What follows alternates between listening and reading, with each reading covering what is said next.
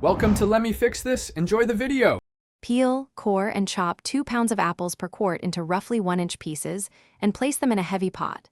Add 2 tablespoons lemon juice to preserve flavor and acidity and prevent darkening. Simmer apples gently with 1/2 cup sugar and 1/4 teaspoon cinnamon, stirring occasionally until pieces are soft and easily mashed, about 20 minutes.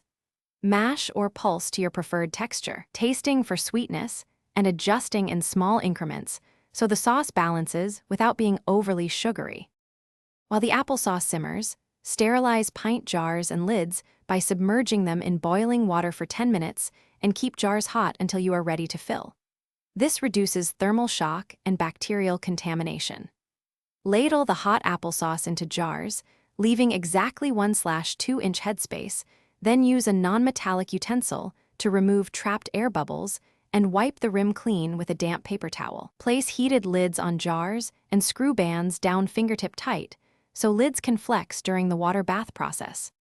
Place filled pint jars into a boiling water bath canner with racks, ensuring water covers jars by at least 1 inch, and bring to a full boil. Process pint jars for 15 minutes at sea level, adding 1 minute for each one, 0 feet of elevation above sea level.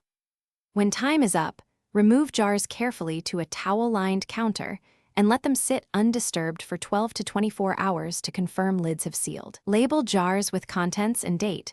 Store sealed jars in a cool, dark place up to 12 months, and refrigerate after.